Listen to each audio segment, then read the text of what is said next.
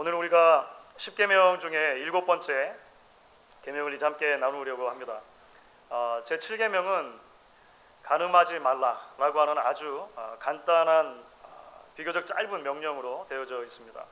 그런데 사실 이 짧은 명령에 대해서 역사적으로 수많은 이슈들을 이야기해 왔던 것을 우리가 알 수가 있습니다. 여러분, 어떤 이슈들이 이 7계명과 관련돼서 포함됐을 것이라고 혹시 생각하십니까? 몇 개만 이야기를 하면 일부 다처, 일처다부, 혼전순결, 동거, 이혼, 재혼, 독신, 간통, 인공수정, 동성애 등등 포함해가지고 사실 놀랍게도 어마어마한 주제들이 이 7계명과 관련해서 사실은 이야기되어져 왔고 지금도 되고 있는 것을 알게 될 것입니다. 물론 우리가 이 모든 주제들이 우리가 신앙생활을 하는 여정에 있어서 언젠가 한 번은 진지하게 생각하고 정리하고 넘어가야 될 부분들일 것입니다. 종류에 따라서는 굉장히 긴급한 것으로 시급한 것으로 여겨지는 그런 아마 주제들도 있으실 거라 생각을 합니다. 하지만 저는 온 가족 예배를 드리는 이 시간에 조금 더 일반적이고 본질적인 측면에서 이 7계명을 함께 여러분들과 나누려고 합니다. 이것은 단순하게 우리 어린 자녀들까지도 함께 이 자리에 있기 때문만은 아니라고 생각을 합니다. 왜냐하면 이 7계명이 말하는 본질적인 주제를 먼저 이해를 해야 거기서 파생되는 여러 가지 다른 주제들에 대한 우리의 생각을 가지런히 할 수 있기 때문에 그렇습니다. 하나님께서 우리에게 원하시는 삶의 방식이 무엇인지를 먼저 이해를 해야 하나님께서 원하시지 않는 삶의 방식, 우리가 피하기를 원하시는 삶의 방식이 무엇인지를 생각을 정리할 수 있기 때문에 그런 것이죠. 그렇다면 여러분, 우리가 오늘 이제 7계명 말씀, 간음하지 말라라고 하는 이 말씀을 통해서 기억해야 할 성경의 진리가 무엇일까요? 무엇보다도 먼저 우리는 7계명을 통해서 하나님이 정하신 결혼 제도의 신성함이라고 하는 가장 본질적인 주제를 이야기하지 않을 수 없는 것 같습니다. 간음하지 말라라고 하시는 말씀은 사실 한마디로 말하면 하나님께서 부부 사이에 주신 하나됨을 함부로 깨트리지 말라, 이렇게 이해를 할 수가 있습니다. 다시 말씀드립니다. 하나님께서 부부 사이에 주신 하나됨을 함부로 깨트리지 말라. 그 이유가 무엇일까요? 하나님께서 남편과 아내를 불러서 부부로 만드셨을 때, 가정을 이루셨을 때 부부 사이에 있는 연합은 굉장히 특별한 종류의 친밀함이기 때문에 그렇습니다. 창세기 2장은 그 특별한 친밀한 특별한 관계에 대해서 이제 이렇게 이야기를 하는데, 우리가 잘 아는 본문인데 창세기 2장 24절입니다. 제가 읽겠습니다. 이러므로 남자가 부모를 떠나 그의 아내와 합하여 둘이 한 몸을 이룰지로다. 여러분, 아담과 하와는 우리가 잘 아는 것처럼 첫 인류입니다. 그렇죠? 그러니까 아담과 하와는 하나님께서 직접 지으셨어요. 직접 만드셨어요. 그래서 육신적으로 부모가 있습니까? 없습니까? 좀 헷갈리십니까? 육신적으로 바이올로지컬한 부모는 없죠. 하나님이 만드셨습니다. 만들어서 태어났습니다. 그런데 놀랍게도 하나님께서 아담에게 하와를, 아내를 만들어주신 이야기 곧바로 뒤에 오늘 이야기가 나오는 거예요. 남자가 부모를 떠나 그의 아내와 합하여 둘이 한 몸을 이룰지로다. 왜 이런 얘기가 있을까요? 혹시 생각해 보셨습니까? 이것은 후대에 오고 오는 하나님의 백성들에게 이 부부관계가 얼마나 특별한 종류의 연합인지를 이야기해 주는 일종의 장치라고 할 수가 있겠죠. 우리는 보통 부모와 자녀 사이를 인륜의 근본으로 생각을 합니다. 특별히 이제 우리 동양적인 사고방식이 훨씬 그렇고, 사실 유대적인 사고방식에도 비슷한 사고가 있습니다. 그러니까 부모와 자녀 관계, 특별히 아버지와 그 가족의 관계인데요, 이것을 가장 인륜의 기본으로 생각을 하는 것이죠. 그런데 여러분, 사실 부모와 자녀 관계보다 앞서는 관계가 있습니다. 부부 관계라고 하는 거예요. 그렇죠. 근데 사실 이것은 생각해 보면 이것이 논리적인 생각입니다. 그렇죠. 우리의 부모님이 계시기 전에, 거꾸로 말하면 내가 있기 전에 우리의 부모님이 결혼해서 한 가정을 이룬 부부가 먼저 있었던 거예요. 그러니까 부모와 자녀 관계가 존재하기 이전에 부부 관계가 먼저 존재한다라고 하는 것입니다. 그래서 하나님이 첫 인류를 창조하셨을 때 한 남자와 한 여자를 창조하신 것입니다. 그렇죠. 한 남자와 한 여자를 창조하심으로 아버지와 아들, 어머니와 딸 이런 관계 이전에 남편과 아내라고 하는 관계가 먼저 있게 하셨다는 거예요. 여러분, 그래서 특히 이 남편과 아내가 누리는 아주 특별한 관계를 오늘 그 창세기 2장 24절을 보면 남자가 그의 아내와 합하여 둘이 한 몸이 될지라 이런 표현을 쓰죠. 합하여 하나가 된다. 원래 서로 다른 존재입니다. 그렇죠. 원래 전혀 다른 존재인데 결혼을 통해 하나가 됐다는 거예요. 합하여 하나가 됐다는 것은 이제는 더 이상 뗄 수 없는 관계가 되었다라고 이해하는 게 맞습니다.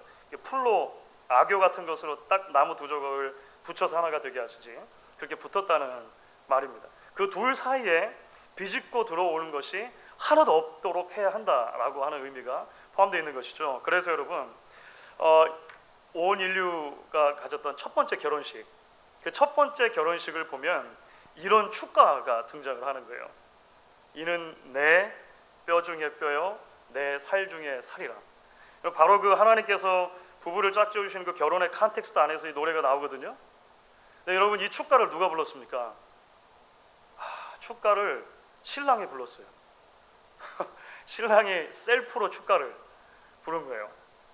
여러분 오늘날에도 종종 그 결혼을 하면 그 신랑이나 신부가 축가를 하는 경우가 있다고 하죠. 근데 보통 이런 경우는 조금 파격적이다 이렇게 얘기합니다. 그런데 여러분 아십니까? 이 자가 축가, 셀프 축가의 원조가 따로 있는 거예요. 그 원조가 누구라고요? 아담이라고요. 아담.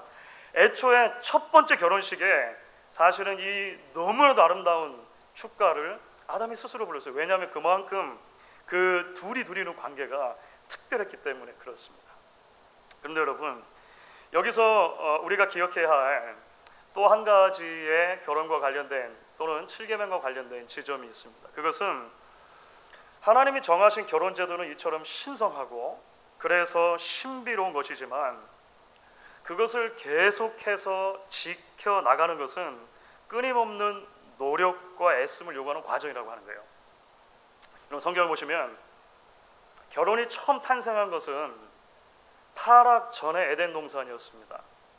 그렇죠. 결혼이 처음 탄생한 것은 타락 전의 에덴 동산이에요. 그런데 실제로 아담과 하와가 자신들의 결혼 생활을 일구어가는 거의 대부분의 삶은 타락 이후 에덴 동산 밖에서 있었던 일입니다.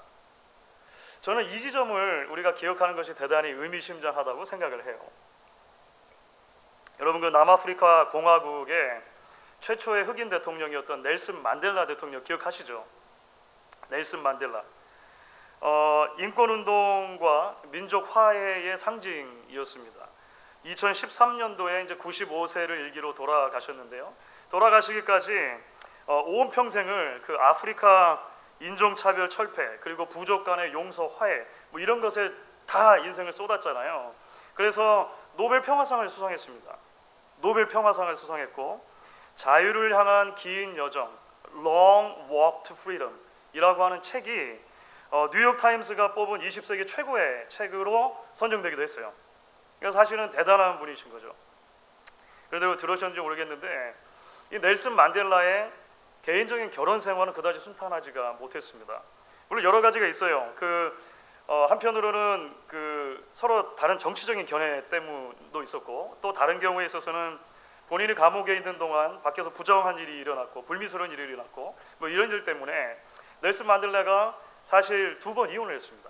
2번 이혼하고 결혼을 이제 3번 하셨는데 그래서 몇 해 전에 어떤 한국의 네티즌이 인터넷에 이런 글을 올렸어요. 뭐 반은 농담 쪽입니다만 이렇게 올린 것입니다. 결혼은 진짜 힘든 거야. 결혼이 얼마나 힘든가 하면 넬슨 만델라도 이혼했어. 남아공에서 27년간 구타와 고문당하는 감옥 생활도 견디고 40도 넘는 아프리카 사막에서 강제 노역도 견딘 만델라도 이혼했다고. 이렇게 누가 이제 그 인터넷에 말씀드린 것처럼 뭐 반은 장난처럼 올렸습니다. 그런데 이 글에 대한 반응이 어마어마하게 쏟아지기 시작합니다. 많은 결혼을 해본 부부들이 밑에다가 댓글을 달았는데 어떻게 달았을까요? 동감한다.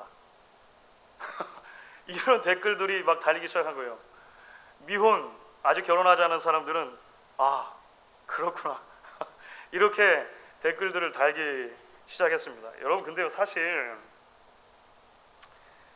아담도 마찬가지였습니다. 아담도 말씀드린 것처럼 이는 내 뼈 중에 뼈요 내 살 중에 살이라. 인류 최초의 사랑 노래 세레나데이자 셀프 축가, 자가 축가였던 이 노래를 부른 장본인이 아담이잖아요. 여러분, 그런데 창세기 3장에 타락이 있고 나서, 그러니까 선악과를 따먹는 일이 있고 나서 바로 직후에 아담이 하와에 대한 태도가 완전히 바뀌어 있는 것을 보게 되실 것입니다.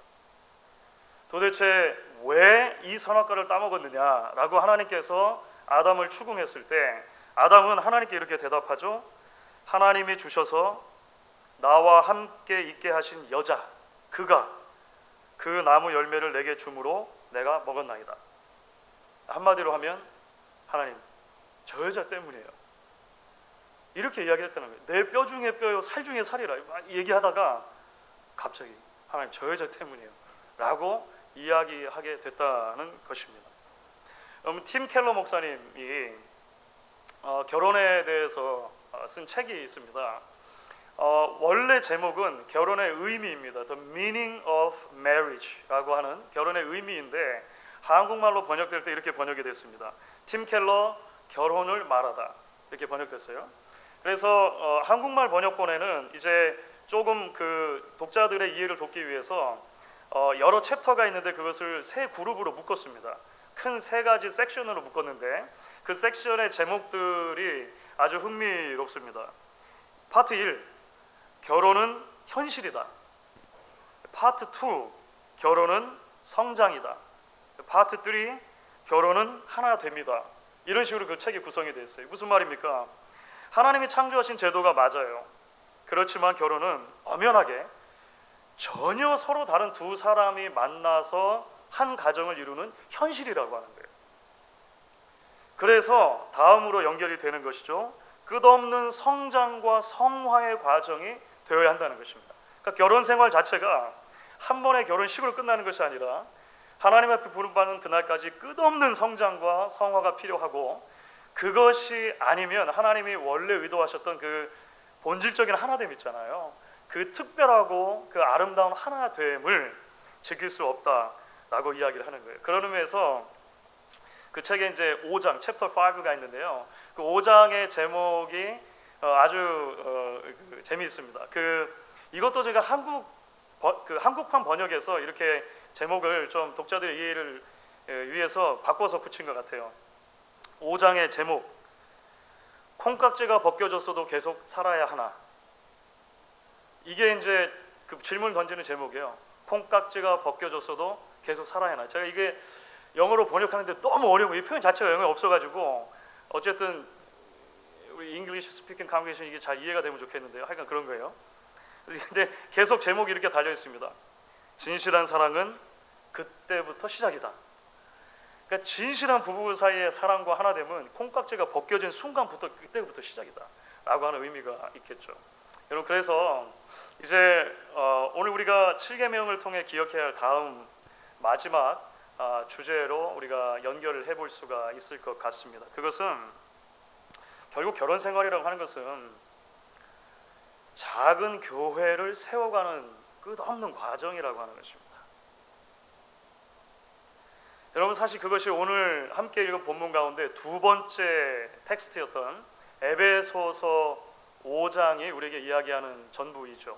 그렇죠? 에베소서 5장에서 바울이 남편과 아내의 관계를 무엇에 빗대어서 설명합니까? 그리스도와 교회의 관계를 빗대어서 설명을 하는 것입니다. 여러 가지 해석학적인 문제가 있을 수 있고 설명이 있을 수 있겠지만 가장 핵심적인 것을 이야기하면 사실 이것입니다. 바울은 아내들은 남편을 어떻게 대하라고 하는 거예요? 교회가 그리스도께 하듯 대하라고 하는 것입니다. 남편은 아내를 어떻게 대하라는 거예요? 그리스도께서 교회를 대하듯이 하라고 하는 것입니다. 그렇죠. 그래서 이 둘 사이의 핵심적인 개념은 결국 사랑과 존중입니다. Love and respect입니다. 그것을 33절에서 이렇게 말해요. 너희도 각각 자기의 아내 사랑하기를 자신같이 하고 아내도 자기 남편을 존경하라. Love and respect. 사랑과 존중, 존경이라고 하는 단어가 부부 사이에 계속해서 하나님이 기뻐하시는 관계로 지어져가는 핵심적인 개념이라고 하는 거예요. 그렇습니다, 여러분. 남편과 아내가 만들어가는 부부 관계는 교회를 향한 예수님의 사랑을 배워가는 과정이자 예수님을 향한 교회의 섬김을 이해하고 연습하는 과정이라고 할 수가 있을 것입니다. 여러분, 그래서 청교도들은 늘 교회를 작은 교회라고 불렀습니다. 청교도들이 생각했던 가정을 향한 이상의 가장 핵심적인 개념은 가정을 작은 교회로 세워가는 거예요. 앞서 소개해드렸던 그 책에서 팀 켈러 목사님도 이런 이야기를 그래서 하셨습니다. 복음은 결혼의 본질을 깨닫도록 이끌어주며 결혼은 복음을 이해하는 데 큰 도움을 준다. 결혼은 영적으로 친구가 된 두 사람이 서로를 도와가며 하나님이 설계하신 존재로 변화해가는 길을 모색하는 것이다. 계속해서 하나님이 원하시는 작은 교회로 지어져 간다라고 하는 거예요. 여러분, 이 세상은 입을 모아서 이렇게 말합니다. 결혼이 무너지고 있다. 그렇죠. 이 시대에 결혼이 무너지고 있다 이렇게 말을 해요. 그래서 미국 한 코미디언이 크리스 락이라고 우리 아마 자녀들은 잘 알 거예요. 그 코미디언이 이런 농담을 한 적이 있습니다. 여러분, 싱글로 외롭게 사실래요? 아니면 결혼해서 지겹게 사실래요? 싱글로 외롭게 사실래요? 아니면 결혼해서 지겹게 사실래요? 이런 농담을 했어요. 사실 이 시대의 많은 젊은이들에게 이 두 가지 선택 외에는 다른 선택이 없는 것처럼 보이기도 합니다. 실제로 그렇게들 많이들 생각한다 그래요. 결혼 생각할 때. 하지만 사랑하는 여러분, 성경은 그렇게 이야기하지 않습니다. 성경은 여전히 결혼은 아름다운 것이고 하나님의 축복이 머무는 자리라고 말합니다. 우리가 완전해서가 아닙니다. 우리가 실수할 수 있는 가능성이 없어서가 아닙니다. 구약과 신약이 공히 우리에게 이야기하는 것처럼 결혼은 하나님과 하나님의 백성 사이의 그 특별한 친밀함을 미리 맛볼 수 있는 자리이기 때문에 그렇습니다. 신구약에서 동일하게 이런 개념이 같이 등장을 하죠. 결혼은 이 땅에 세우시기 원하는 하나님의 교회가 어떤 곳인지 미리 알고 연습해보는 자리이기 때문에 그렇습니다. 말씀을 마무리해보도록 할게요. 여러분, 어떤 관점에서 보면 사실 성경은 결혼 이야기로 시작해서 결혼 이야기로 끝난다고 할 수 있습니다. 성경은 창세기에 나오는 아담과 하와의 결혼 이야기로 시작해서 요한계시록 마지막에 나오는 그리스도와 교회의 결혼 이야기로 끝이 납니다. 그렇죠. 그래서 우리는 기억해야 합니다. 남편과 아내로서 우리가 만들어가는 부부 관계가 우리의 자녀들이 결혼의 이상과 현실, 교회의 아름다움을 배우는 가장 첫 자리가 된다라고 하는 거예요. 때로 힘들어도, 때로 지쳐도 남편과 아내의 됨을 힘써 지키며 날마다 작은 교회로 세워져 갈 수 있는 우리 목양의 모든 가정들이 될 수 있기를 주의 이름으로 간절히 축원하겠습니다. 이 시간 이제 우리가 우리를 성찬의 상으로 초대해 주시는